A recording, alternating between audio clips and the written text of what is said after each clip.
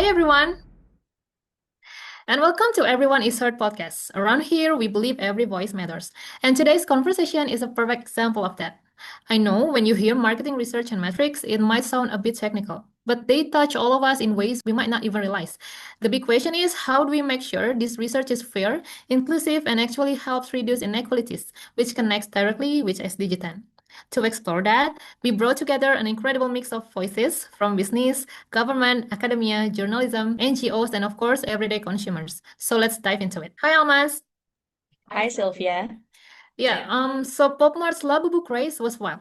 I remember seeing those insane lines, but it also showed some cracks, like pricing access, who gets represented. I'm curious, what stood out to you as the biggest challenge here as a marketing manager of Pop Mart Australia? Okay, thank you so much, Sylvia, for the question. So, at Pop Mart Australia, our challenge that laying into Activities Town, which is reduce inequalities, is ensuring our collectible are accessible and representative for all communities. In 2024, Pop Mart's Labubu Craze drew huge queues across our 11 stores and 21 robo shops in Australia, with fans spending 100 on blind box toys. But this highlight inequality, such as high pricing, limited suburban access, and narrow character representation risk, excluding multicultural and regional customers.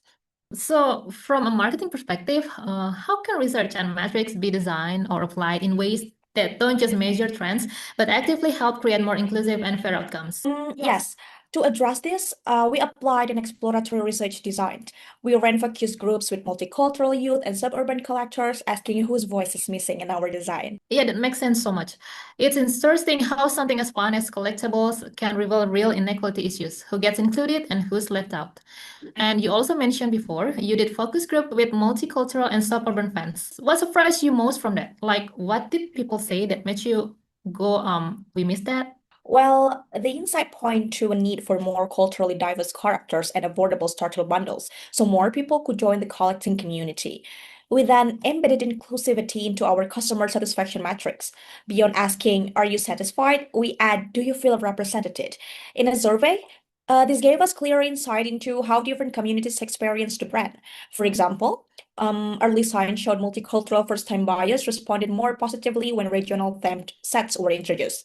So while the Boo Boo Mania puts pop more in the spotlight, the real success is ensuring no community is left out. Through exploratory research and inclusive satisfaction metrics, we're aligning our marketing strategy with SDGs 10 by reducing inequalities in access and cultural participation. Ooh, love that, Almas. It shows how sometimes the fixes are actually pretty simple, like more diverse characters or starter packs that don't break the bank. Okay, let's move to Karin. Hi, Karin. Hi, As a Sylvia. journalist, how do you see your role here? Oh, yeah, great question. So for me, it starts with asking whose voice is missing. Culturally insensitive research is about making sure every community feels seen, and the media has to shine a light onto those gaps, not just repeat brand messaging. So from your perspective, where have you seen research and metrics really drive more inclusive marketing? Well, Decathlon in 2024, their Make Sport Accessible to All campaign put inclusivity at the center, like affordable pricing, accessible messaging, and products for all abilities. The outcome wasn't just higher sales, but trust. That's the lesson we need to ask, not only who buys, but who's left out. And media's job is to hold brands to that standard and remind them diversity isn't a trend, it's a responsibility. Yeah, I like that. So not just reporting, but really connecting the dots, Yeah. showing when inclusivity is real and when it's just tokenism. Media can definitely push brands to step up. Yeah. Okay, so we've seen how brands and media handle this, but inequality is also a policy thing, right? So let's hear from the government side. We have Zaki here. So, Zaki, in Australia, we know rural and indigenous communities often face tougher access to healthcare, education, and even internet.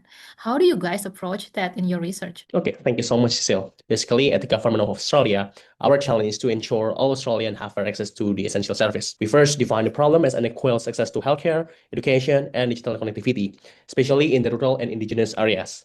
And to address this, we develop participatory action research plan, working directly with the council, indigenous leaders, and rural residents. Thus, we collect information through community workshop, surveys, and the pilot trials of the telehealth. What's the result of your research? So basically, our analysis showed that building infrastructure is not enough.